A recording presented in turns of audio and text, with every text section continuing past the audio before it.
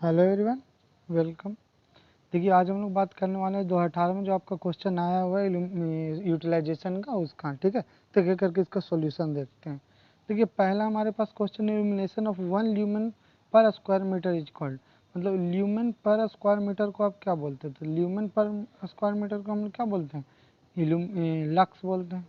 Lux ही तो बोलते हैं। ल्यूमेन पर मीटर स्क्वायर को हम लोग लक्स बोलते हैं। अच्छा, अगर हम बात करते कि फुट कैंडल, फुट पहले कैंडेला, कैंडेला किसका यूनिट है? तो ये तो आपका ल्यूमिनियस इंटेंसिटी का यूनिट है। ल्यूमिनियस इंटेंसिटी का यूनिट क्या हो जाता है? कैंडेला। अच्छा, अगर हम ल्यूमिनियस इंटेंसिटी का बात करें, तो अगर इसका डिफिनेशन पूछे तो इसका डिफिनेशन क्या है? Total flux, flux by solid angle, यानी कि एक सॉलिड एंगल से एक स्टेरेडियन से कितना फ्लक्स पास कर रहा है। ठीक है, ये आपका क्या हो जाता था?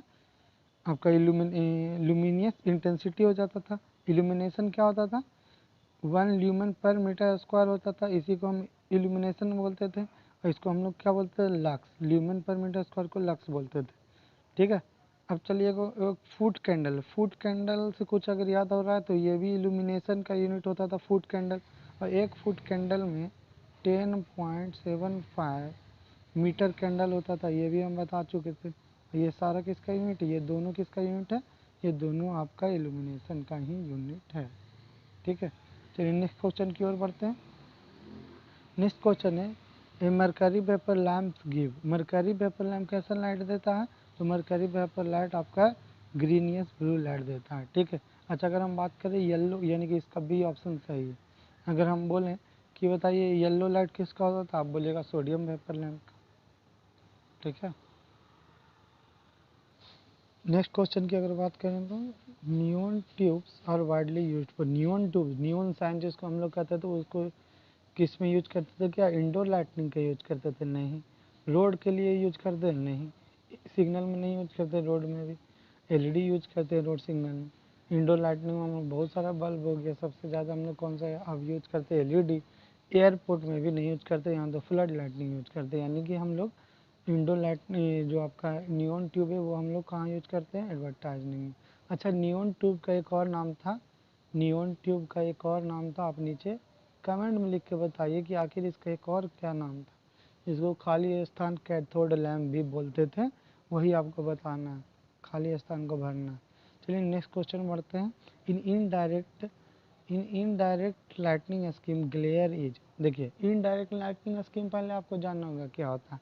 इनडायरेक्ट में 60 to 90% जो लाइट है वो वर्किंग प्लेन पर नहीं आता, वर्किंग प्लेन पर नहीं आता, जबकि आपका ये उधर उधर कहीं कहीं, यानी कि सौंदर्यकरण को बढ़ावा देने के लिए सरफेस पर, मतलब ऊपर सीलिंग पर, ठीक है, या फिर दीवार के चारों तरफ इसको हम लोग फॉल करवाते हैं, लेकिन डायरेक्ट वर्किंग प्लेन पर नहीं फॉल करवाते हैं। अब डायरेक्ट क्या होता था? जहाँ पर 60 to 90% आपका वर्किंग प्लेन पर आता था, वर्किंग प्लेन पर जहाँ पर लाइट आता था 60 to 90%, तो वो आपका क्या होता था? डायरेक्ट होता था। ये आपका क्या हो जाता था? डायरेक्ट।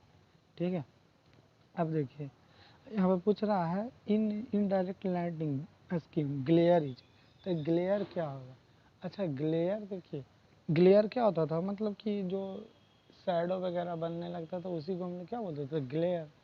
जैसे हार्ड शैडो आप बोलते थे, तो ग्लेयर क्या होगा? इनडायरेक्ट, बहुत सॉफ्ट शैडो बनेगा तो मिनिमम होगा। ठीक है, अभी आप चलिए नेक्स्ट क्वेश्चन पर चलते हैं। देखिए flood lightning is not use for, नहीं यूज किया जाता है, एडवर्टाइजमेंट पर्पज यूज किया जाता है। दूसरा क्या है? एस्थेटिक पर्पस, मतलब कि सौंदर्यकरण के लिए यूज किया जाता है। तीसरा cricket match played in day time, इसके लिए यूज किया जाता है। दिन में अगर क्रिकेट मैच चल रहा है तो क्या फ्लड लाइटिंग लगाते हैं? फ्लड लाइटिंग क्या होता है? यहाँ बहुत सारा, यानी कि समझिए कि लाइट का बाढ़। लेकिन दिन के समय में क्रिकेट खेलते हैं तो थोड़ी आप देखते हो क्रिकेट स्टेडियम में नहीं लाइट ऑन रखते हैं। ठीक है, तो हमको जो नहीं है वही आंसर होगा, तो यही नहीं है। ठीक है, ये गलत है और आंसर हम लोग का यही, यानी कि ऑप्शन सी करेक्ट है। Next question, which heating method is leading power factor. ये तो रेजिस्टेंस हीटिंग लैगिंग होता है, इंडक्शन भी लैगिंग होता है, लेकिन डायरेक्टली लीडिंग होता है। क्यों? क्योंकि इसमें हम लोग क्या करते हैं, और आर्क भी आपका लैगिंग होता है। मतलब डायलेक्ट्रिक ही एकमात्र हीटिंग है जो लैगिंग होता है, लीडिंग होता है। और इसका एफिशिएंसी अगर पूछेगा तो कितना होता है? 50%। ये आपका हाई फ्रीक्वेंसी हीटिंग है, ये भी आपको याद रखना है, डाइलेक्ट्रिक हीटिंग। ठीक है, इससे हम लोग क्या फूड प्रोसेसिंग वगैरह करते हैं और इंसुलेटिंग मटेरियल को भी हम लोग गर्म करने का काम करते हैं। ठीक है, चलिए हम नेक्स्ट क्वेश्चन की ओर बढ़ते हैं। क्वेश्चन नंबर 6, तो इसका डाइलेक्ट्रिक हीटिंग करेक्ट आंसर था 7 में which of the following method of heating is not depend on frequency, it depends on frequency of, not depends on frequency of supply, यानी कि supply से इंडिपेंडेंट रहता, supply frequency से। तो देखिए मतलब कि फ्रीक्वेंसी से उतना मतलब नहीं है। तो हम लोग दो तरह का हीटिंग में मतलब कि क्लासीफाई किए थे। एक आपका क्या रहता था, power frequency heating, power frequency heating. एक आपका क्या होता था, high frequency heating, high frequency heating. अच्छा, पावर फ्रीक्वेंसी हीटिंग में हम लोग कम ही इसमें कम फ्रीक्वेंसी यानी कि 50-60 हर्ट्ज का यूज करते थे। इसमें रेजिस्टेंस हीटिंग और आर्क हीटिंग आता था। ठीक है, फिर रेजिस्टेंस का भी टाइप। और हाई फ्रीक्वेंसी में हम लोग क्या क्या यूज करते थे, आपका इंडक्शन और डाइलेक्ट्रिक हीटिंग। तो देखिए जो कौन नहीं डिपेंड करता था, इंडक्शन के तो हाई फ्रीक्वेंसी चाहिए, डाइलेक्ट्रिक के लिए चाहिए, लेकिन रेजिस्टेंस को चाहिए क्या, नहीं, यानी कि ऑप्शन बी होगा। इसमें ज़्यादा फ्रीक्वेंसी मायने नहीं रखता है।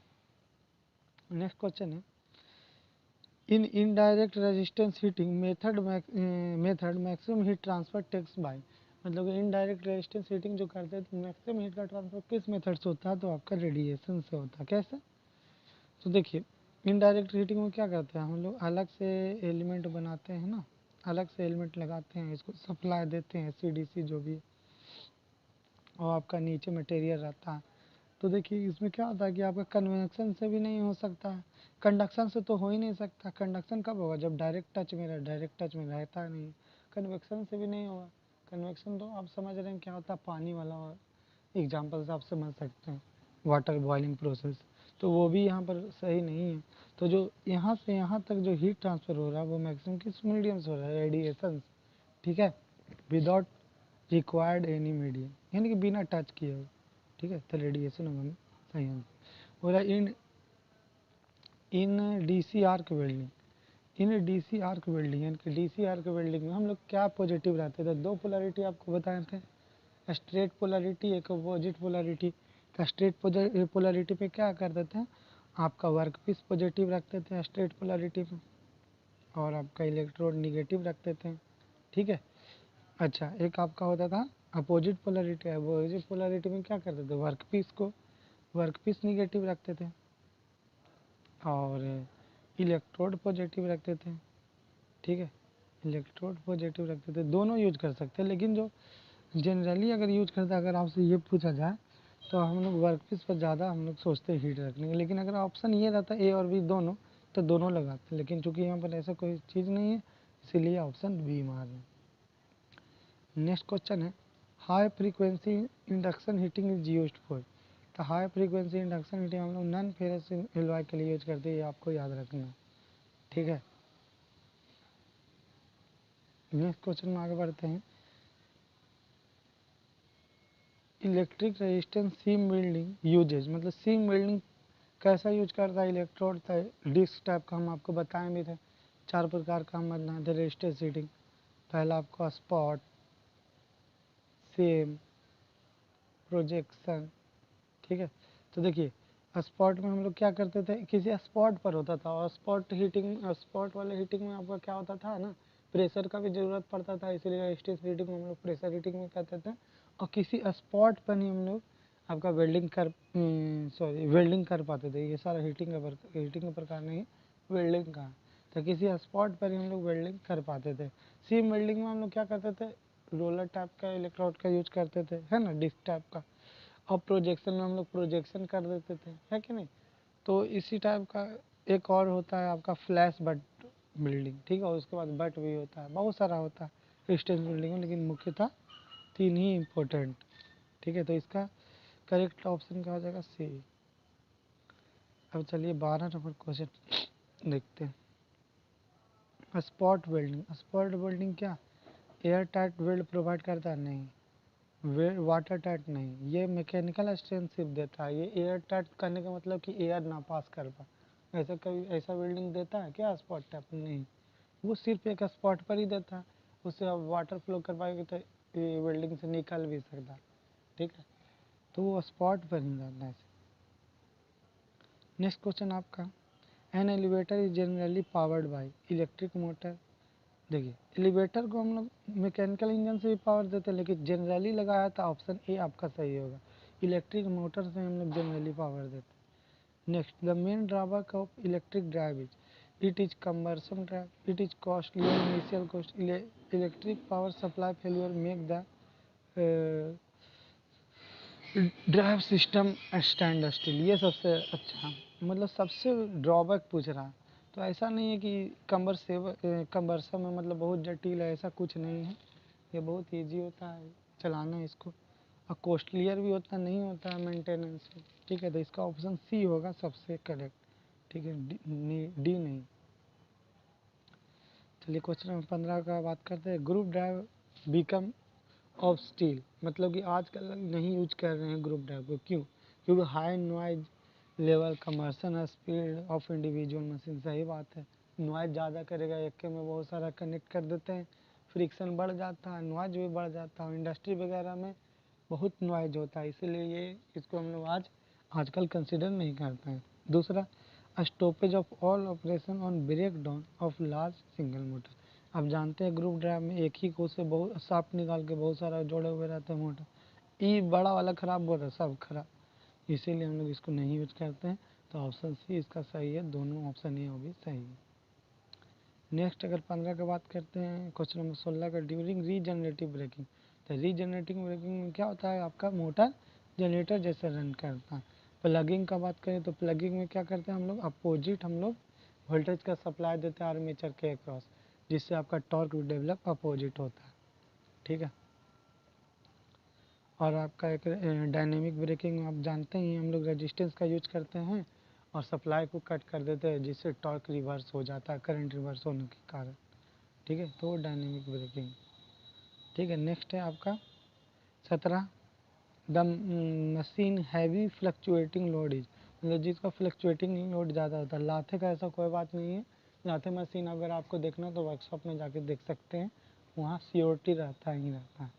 प्लेनर मशीन भी ऐसा कुछ नहीं है। पंचिंग मशीन जो होता है आपका पंच करने वाला कुछ चीज़ को, तो बहुत उसमें वेरिएबल मतलब इंटरमीडिएट रहता है, जो मतलब कभी ज़्यादा को पंच करता कभी कम को करता, तो इसका ऑप्शन सी बिल्कुल करेक्ट है, ठीक है, पंचिंग मशीन। अगला क्वेश्चन है, खाली स्थान charge is proportional to maximum demand, तो मैक्सिमम डिमांड पर कौन डिपेंड करता है, फिक्स नहीं, फिक्स मैक्सिमम डिमांड पर नहीं डिपेंड करता, क्योंकि ये दोनों से इंडिपेंडेंट रहता है, मैक्सिमम और यूनिट जनरेटेड। दूसरा, सेमी फिक्स्ड इसका आंसर होगा, क्योंकि यही आपका प्रोपोर्शनल रहता है मैक्सिमम डिमांड पर, लेकिन ये डिपेंड नहीं करता यूनिट जनरेटेड पर। और रनिंग वाला, रनिंग को डिपेंड करता है आपका किस पर, तो यूनिट जनरेटेड पर। नेक्स्ट क्वेश्चन है, on what factor a variable change is charge is based, मतलब कि वेरिएबल चार्ज मतलब कि रनिंग चार्ज बोल रहा, तो क्या एनर्जी कंजप्शन पर, बिल्कुल सही बात है। मैक्सिमम डिमांड पर होगा, नहीं। पीक लोड पर, दोनों एक ही बात है, नहीं, यानी कि ऑप्शन ए इसका सही हो जाएगा। Next, low power factor is not due to, क्या डिस्चार्ज लैम्प के कारण लो पावर फैक्टर होता है, बिल्कुल, क्योंकि इसमें हम लोग क्या यूज करते हैं, आपका इंडक्टर का यूज करते हैं, कॉइल का यूज करते हैं कि नहीं, चौक जिसको बोली, चौक का जहाँ यूज करेंगे आपका पावर फैक्टर कमा देगा, तो ए भी नहीं होगा, बी भी नहीं होगा। क्यों बी क्यों नहीं होगा, क्योंकि आर्क लैम्प में भी हम लोग यूज करते हैं, डिस्चार्ज लैम्प तो होगा ही नहीं। इनकंडेंसेंट लैम्प के कारण नहीं, इसका पावर फैक्टर ऑलमोस्ट 1 रहता है, ठीक है। और इंडक्शन फर्नेस का भी 0.7 लैगिंग रहता है, ठीक है, तो मतलब कि ऑप्शन सी मेरा सबसे करेक्ट होगा। ये था ऑब्जेक्टिव। सब्जेक्टिव बहुत आसान रहता है, उसको आप ऐसे भी कर सकते हैं, what is mean by glare, इतना तो बता दिए, ठीक है। और what are the advantage of electric heating, ये सब तो आप ऐसे ही कर दीजिएगा, इसमें कोई बहुत बड़ा बात नहीं है। स्पॉट वेल्डिंग क्या है, फिगर बना दीजिएगा, फिगर बनाने का प्रयास कीजिए, ठीक है। अब नेक्स्ट वीडियो में हम नेक्स्ट आपका लाएंगे नेक्स्ट ईयर का सॉल्यूशन। आज के लिए इतना ही, आज के लिए थैंक यू।